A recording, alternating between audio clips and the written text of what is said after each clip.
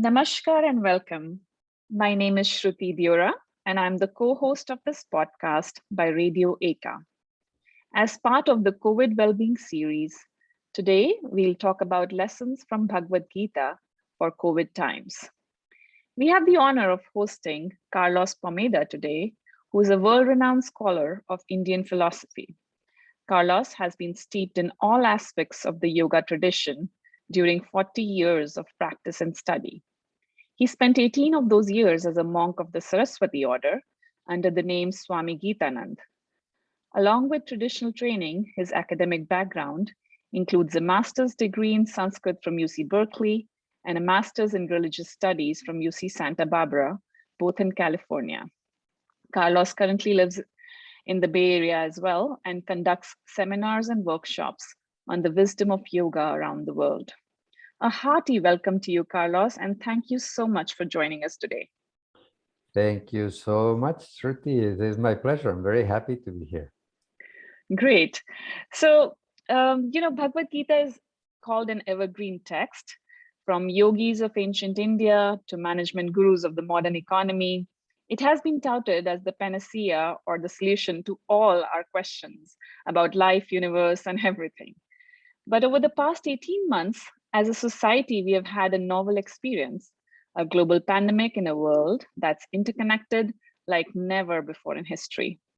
We'd love to hear your thoughts on what lessons we can draw from Gita to deal with these challenging times and looking ahead as some parts of the world begin to emerge from it. But let me just first start by asking about your journey in the yoga tradition over a few decades now. So you're originally from Spain, attended graduate school in Berkeley, and spent a lot of time in India. So how did it all come about? Well, it's one of those things that you have to say, reincarnation exists, and that's what what drives our journey really, because it really, when I remember when I saw the first, it was a poster that was advertising meditation, and I really didn't know what meditation was, but I felt this pull, like this is something I have to do. It's very interesting. I mean, how do you explain that, right? Unless there is like an awakening or a stirring of some buried memory. Because the same Mm, thing happened to me with Hatha Yoga, and it was exactly the same year, it was 1974.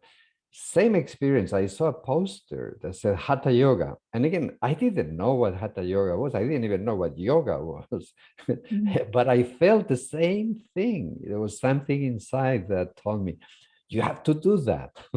And so that's mm, how I started my journey. First, I learned to meditate, and I remember that there was an introductory session where we were sort of explained the basic premise of the type of meditation approach that is about emptying the mind. mhm. And there was something they said in that session that really intrigued me, that the mind could stop. Now, I had never thought of that before in my life, right? So my question became, well, if the mind stops, what is left? And Interesting. that's what led me to meditation. And it changed my life. It changed my life. And then it was like, I think 3 months later, so is when I came across Hatha Yoga. And the first thing I did, because there were no easily accessible classes in those days, is I bought a book.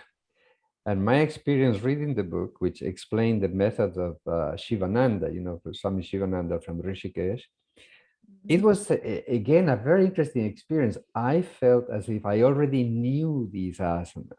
And it was more Mm, like it felt to me more like I was remembering something. So that's why I was saying, it's got to be reincarnation for sure, because otherwise, there's no way to explain how that felt for me and how it was. It just felt very natural. And as they say, the rest is history. It Wow. really changed my life completely. And then a couple of years after practicing on my own, I met my guru, and that also receiving initiation, and then making a deeper commitment to the path. That's what led me to become a Swami. And then by becoming a Swami, I got to spend a lot of time in India, the traditional training When you live in an ashram, basically that's what you do, right? You practice and practice and practice and study.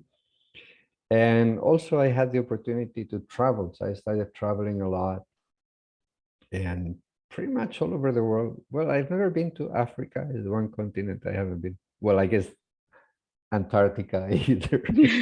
Sure. Yeah.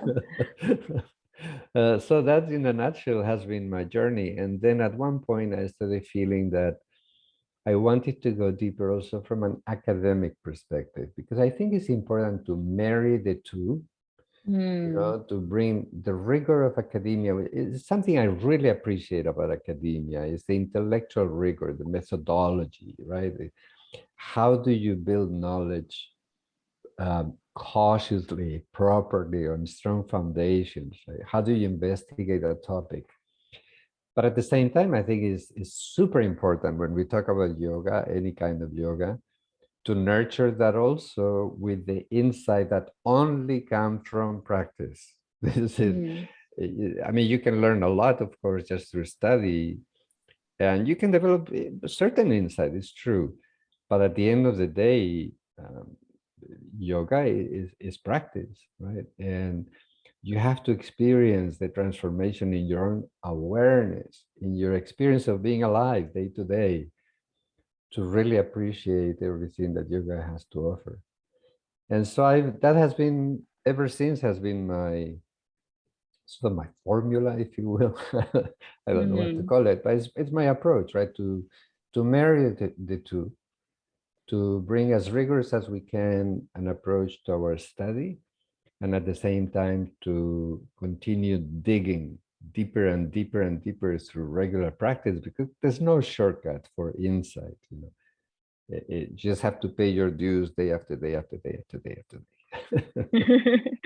Yeah, and I think it would be safe to say that your life path is that of of Jnana Yoga, like really focusing on marrying the awareness with the with Swadhyay. So that's wonderful. And I think your life story is very inspiring. I think it's really a shining example of how we can find joy if we follow our heart. So we're so glad that you had the courage to do that, because I think in today's society it takes a certain kind of courage to follow your heart. So thank you. That's great. Now moving on to Actually, to be yeah. honest, I couldn't have done anything else. I feel a tremendous sense of gratitude. And you were talking about the pandemic, and same thing when the pandemic started. Overwhelming gratitude to the tradition and to all the great teachers that have passed on this knowledge to us, because it really is what gives meaning to my life and is what sustains me and has always sustained me in times of crisis. And I just felt that there was no other possible direction for my life. So for me, it's a gift, right? I feel like I'm the recipient of all this compassion and Mm, and earnestness and care of all the teachers, right, that come before us. that's wonderful. Yeah, so let's talk, moving on to COVID. So it has caused a lot of upheaval in people's lives and their emotional state. But now, as we are conducting ourselves and handling our emotions during these times, what would you say, are the top 3 learnings from Bhagavad Gita that we should keep in our minds?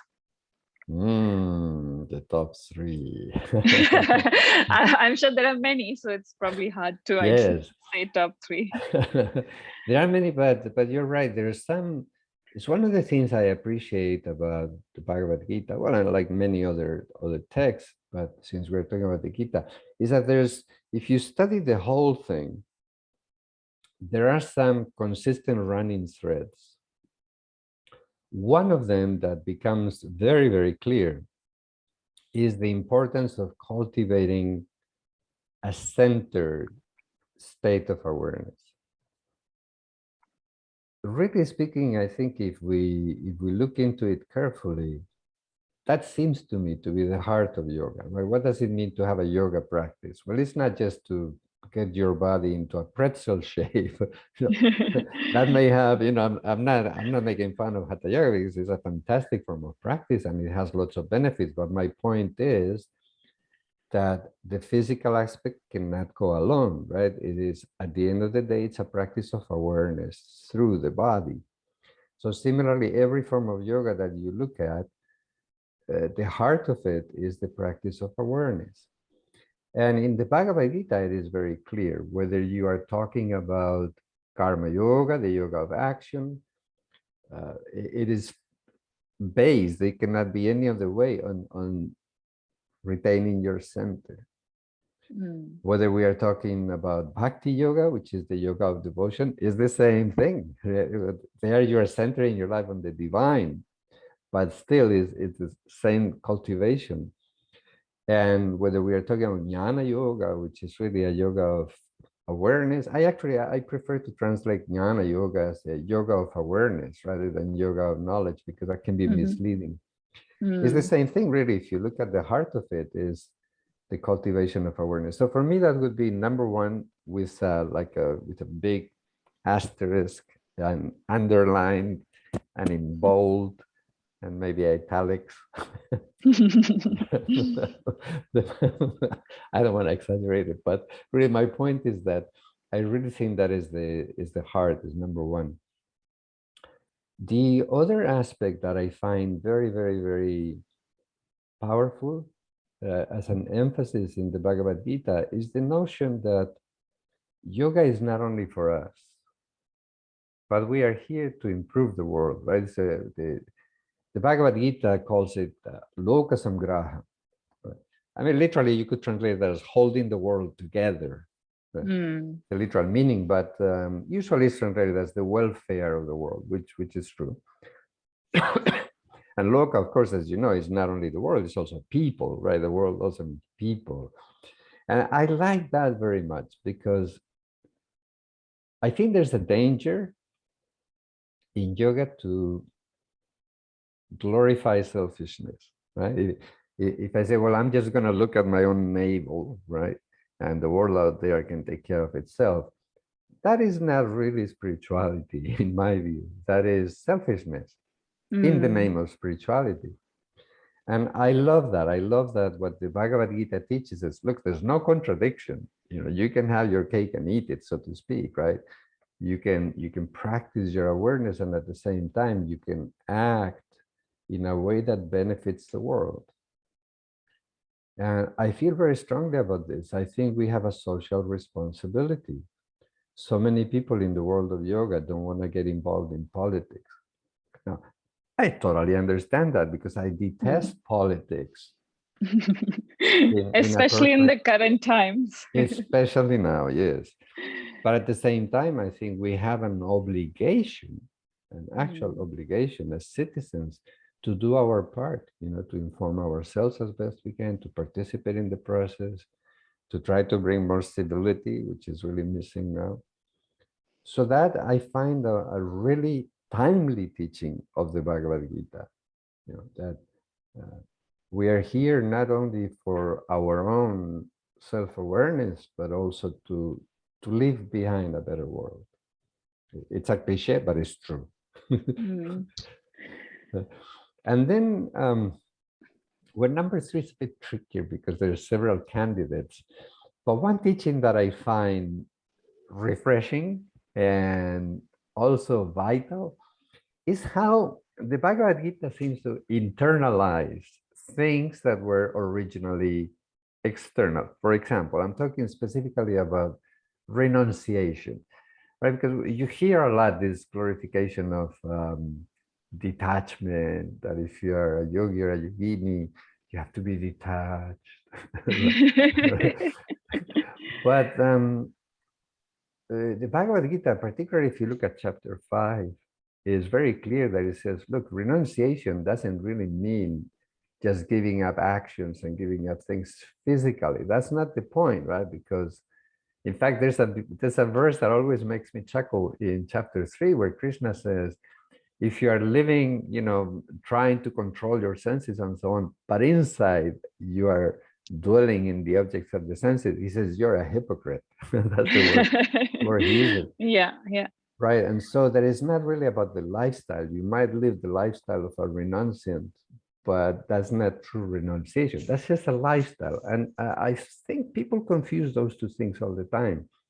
And then what chapter 5 makes clear is no, renunciation is a state of being in which you don't feel hankering about things because you don't depend on things for your well-being, right? Because your well-being primarily comes from within, right? From self-awareness. I also think that's a crucial teaching. Yeah, thank you so much. I feel like giving you a title of modern guru Yeah, because no. you're telling us how to marry the ancient wisdom with the modern context that we find ourselves in. So that's great. It's very kind of you, but actually I would never dare call myself a guru. I'm just a practitioner and happy to share with other fellow practitioners. So. Okay, so continuing this topic on yoga in Gita. So Gita says yoga karmasu kaushlam, or yoga is skill in action. So how can we move skillfully in these stressful times? And what do you think in terms of karma yoga? How do we apply the notion of karma yoga to modern times, and especially in a pandemic? Oh, that's a huge question. How much time do we have?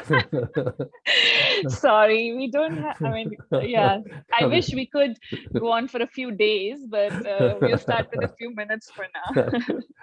I'm just kidding. I was just looking before, just before we connected, I was looking again at this chapter 2, because it really is my favorite chapter of the entire text. I think if we only had chapter 2, it would still be a complete text. And particularly the introduction to Karma Yoga, I think is a perfect answer really to what you're bringing up. I'm talking about verse 38 here in chapter 2, right? And it says, Sukha dukhe same kritva. That means regarding pain and pleasure equally, right? And it doesn't mean that you don't see the difference, because again, many people interpret this like you're in a sort of otherworldly state where you don't feel anything. That's not the case. Actually, the more you're aware, the more you feel and the more you can see clearly, right? But it means that inside you are not affected by both. Labha, labha, jaya, jaya. I say whatever you get or whatever you lose or whatever you win or whatever you are defeated in. So if you maintain that attitude, and it says Yudhaya Yujyashva, it's hard to translate, or so many expressions, particularly in chapter 2, that are related from the root yuj, the same root from where yoga comes. They are hard to translate because we don't have an equivalent, say, in English, right? I translated as cultivate mindfulness, right? Because we were saying that's the essence of yoga. So when it says Yujyashva, well, okay, you can translate it as yoke yourself, but literally that's how most people translate it, but it means more than that, right? It means with awareness. But here's the point that I was getting to. Naivam papam avapsyasi. If you do that, you are not incurring bad karma. And to me, that is the heart of karma yoga, because then 39 says, when you apply this, right, this is the verse begins like that, this is what was taught in Samkhya, right, which is the oldest system. It says, but if you apply this, it says, buddhya yukto yaya partha, right? If you again, yukto, right? If you yoke yourself mindfully, right, with this awareness, here's the key sentence, karma bandham prahasyasi. You will avoid the bondage of karma. I feel that karma yoga has been distorted in popular discourse because people present it as the yoga of selfless service. But that's not the point. That misses the point, because you could be doing selfless service and still creating karma if you don't have the proper awareness. right? Got it. If you are, like bragging to other people about what a wonderful person you are, that you contribute to so many causes and you volunteer, and so, you know what I mean? That's coming from your ego. That, of course, that is creating karma. That is leaving a residue in your subconscious. That is a form of karmic conditioning. The key to karma yoga, as these two verses make quite clear, is to avoid the bondage of karma. And so going back to what you were quoting in terms of the definition of yoga as karmasu kaushalam, skill in action, I think the real skill primarily is the skill of acting without creating karma. Right? That is not so much a practical skill, because that's really is not the domain of any yoga tradition, any yoga text, right? They don't really talk about how to be skillful at any thing. Well, like meditation, of course, right? And awareness, but it's not about practical skill. I don't think the verse is really talking about practical skills, but it's talking about the state of awareness with which you act.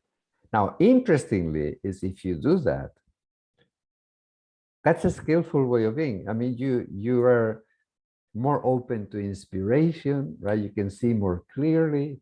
And therefore, I think the logical conclusion is going to be that you are much more likely to act in an effective way, practically speaking. But it all originates from inside.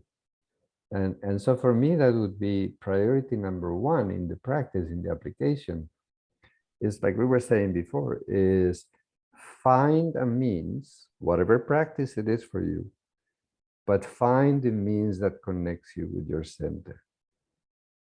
And everything unfolds from there.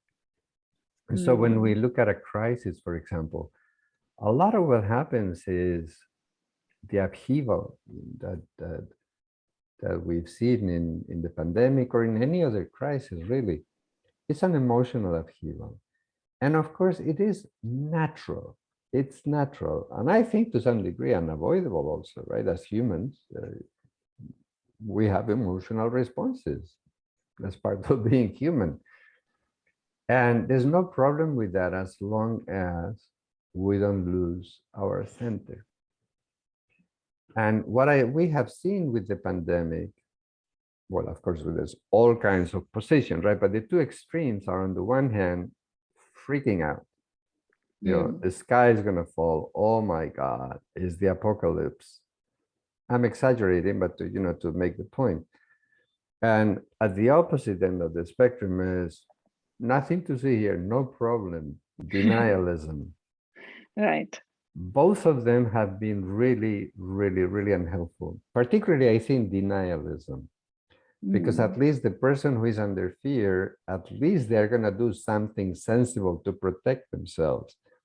But the people who've been in denial mode, they're actually endangering everybody else, all the rest of us, right? Because they see something that is a medical issue, scientific issue, like wearing a mask, they politicize it and they see it as an expression of freedom, and so, which is really silly behavior. But I think the ultimate reason for this, if you look at the people who resonated with all these messages, right, conspiracy theories and all of that, have been people who've had trouble accepting the reality, hey, we are in deep doo-doo. There's a new virus out there for which there's no cure. And we are in big trouble. And a human response very often is denial. Human response to crisis. We humans are not very good at accepting positions that challenge our preferences, our preconceived notions, and so on. This is demonstrated. Right? I mean, it's a psychological fact. And, like if you have an emergency, for example, very often the cognitive lapse, there's a significant gap of time before the person realizes, oh, I'm in danger. I have to do something about it. Because your brain has trouble processing that there's danger. So this denial, although it's very understandable, is incredibly dangerous.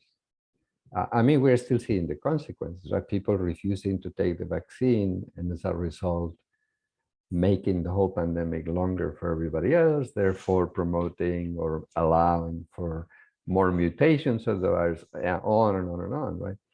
And it all comes from denialism. So if you practice self-awareness and if you're mindful of your mental responses and so on, chances are you're going to be much more able, much better equipped to not fall for that. And the same, of course, goes to the other end of the spectrum, right? The freak out, like, oh my God, and the fear. Fear can be helpful, self-preservation, but beyond a certain point, it's not helpful at all. So for me, I guess in summary to your question, that would be, once again, the emphasis is don't lose your center, cultivate your center. And that's the true skill, right? How to don't lose yourself when you're in crisis. Right. And actually that brings us, to a good segue into my next question, talking about fear and denial. So on a day-to-day basis, we are not really obsessed with our mortality, right? We live in areas of the world that do not have chronic conflict. Thankfully, we have good medical facilities. We typically take our life for granted.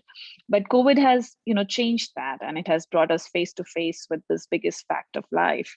So would you share with us some, verses from the Gita that might have inspired you, on this topic? Yes, well, again, it's not like directly, my favorite verses are not directly related to the fear of mortality, but what we've been talking about today as sort of a running thread, the mindfulness, right, the centeredness. And they are verses that I think, for me, they encapsulate the entire Bhagavad Gita.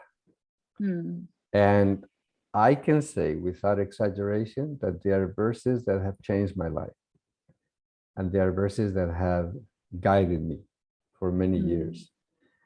I'm talking about verses 48 and 49 in chapter 2. They are well known, but also I think sometimes they are misunderstood. They need to be read very carefully. There's one verse that I remember hearing, even when I was in India, meeting people and sadhus and so on, and they would recite this verse. But sometimes there's, like, as I said, there's different interpretation, right? The verse says, Karmanyeva adhikarastu maphaleshu kadachana maphala heturbhur mate sangostva karmani. Your adhikara, and that's the key word there for translation, is your adhikara is regarding action. Now, a very common mistranslation is your right is to action. And it doesn't really make any sense. Mapaleshu kadachana, but never to the results. And I suspect that the translation might have been contaminated by this puritanical Protestant mindset where life is about abnegation, it's about duty, and it's not, you should renounce the results, or you shouldn't work for results, but only out of duty. So many translations of the Bhagavad Gita have gone into that line. I thoroughly, completely disagree with that interpretation. I think that the Indian tradition in general, even though, of course, it has taught us about the value of dispassion and all of that, but the Indian tradition, as I see it, as you look at the history and the culture, is one that celebrates life very deeply, at the same time that is reminding us, hey, look beyond, right? Because there's more to life than meets the eye. It also celebrates life. I mean, you see that already from the Vedic tradition, you see it in the Bhagavad Gita, certainly you see it in the Tantric tradition. So I think it's a mistake to interpret these verses in that way, right? Like act out of duty, forget about the results. That to me is also irresponsible. Actually, Mahatma Gandhi, in his commentary on this, says something similar. Right? If I remember correctly, he says something like, this is why my country is the way it is. He said, because people are saying that the results don't matter. And I'm paraphrasing because it was many years ago, but I remember I was saying, yes, I'm really with him on this one.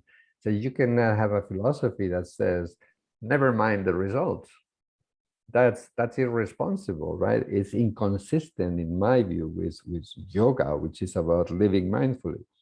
So adhikara, really, if you look at it, just the dictionary meaning means jurisdiction, right? Your adhikara is your area of control, right? Like in the Indian Interesting. civil service, the secretary of a ministry is the adhikari. Yeah. Because really he is the one who is, I forget, the ministers come and go, right? It's a political appointment. But the adhikari, the secretary, is not a political appointment. He's the one really running the show in the ministry. Exactly. And I think that gives us a clue to reading this verse in a way that is helpful, which is your jurisdiction is the action, not the results. So the verse is not saying that the results don't matter, but that really what you control is the action. You don't control the results. Right? So if you do that, then yeah, don't be attached to inaction either. Right? That's not an option. You have to do something. And when it says don't be motivated by the results, I think that only refers to during action, right? During action is not the time to be thinking of the results. But it cannot mean, common sense tells us, it cannot mean that you never should consider the results. Again, that would be irresponsible. Then, then why do anything? No, I think we should consider the results before we engage in action. But the verse is telling us once you're acting, realize that now your jurisdiction is the action, not the result. So don't be projecting yourself into how great that's going to be or how awful that might be, because then you're dividing your attention. So I think that if you read it that way and you apply it, it really changes. It's a way, it's teaching us to apply mindfulness to action. And of course, that then is developed further in the next verse, 49. That one is my favorite, by the way. If you tell me choose one verse, I would say 49. And if you tell me choose one sentence, I would say the first sentence of that verse. It begins, Yogastha kuru karmani sangam tyaktva dhanam jaya siddhya siddhya samo bhutva samattam yoga uchyate. It beautifully says, Yogastha kuru karmani. Right? That's, I think that one sentence summarizes the entire Bhagavad Gita. It's established in yoga, Yogastha kuru karmani. Perform your actions. That's exactly what we've been talking about, right? Is mindfulness in action. But that is the practice. That's the practice of karma yoga. So first, yogastha. You have to establish yourself. So that's why I was saying before, choose your practice, whatever practice, but connect with your center. Then perform your actions. And that's when it says, sangam tyaktva. Having abandoned attachment, because some people misinterpret that as that's like a prerequisite. No, it's the consequence, right? When you're in your center, you are in a state of dispassion because you're centered. So then the next line makes sense. Siddhya siddhyoho samo bhutva. Becoming the same in success or failure. It doesn't mean that success or failure don't matter, that they are the same. No, they're not the same. That's ridiculous to say that they are the same. If you fail, it's not the same. But it means that in your center, you remain the same, right? You're not going to be thrown off by these two things. You accept it because that's what's happening, right? And that is actually then the definition of yoga, the final part of the verse, samatvam yoga uchyate. And again, people tend to translate it as evenness of mind. And no. The verse just says balance. I think it applies to every level, not just the mind, right? This balance, this equipoise, that is yoga, that is centeredness.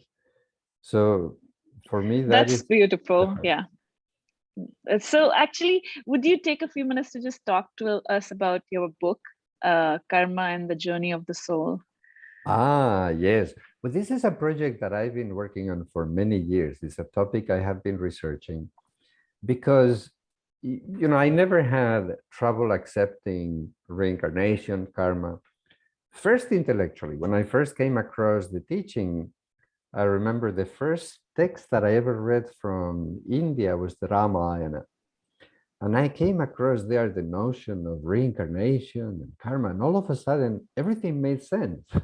Because I had been brought up as a Catholic, and to me, it didn't make sense. As a young person, it was like, well, what is the point of life? I didn't choose to be born, and then now I have to live forever, and I could go to hell forever. I Hmm. couldn't relate to that understanding of life. And I remember when I read about karma and reincarnation, I said, this makes sense. So you mean life is like a school and we're here in evolution. So, oh, okay, great. So that was my first introduction to it.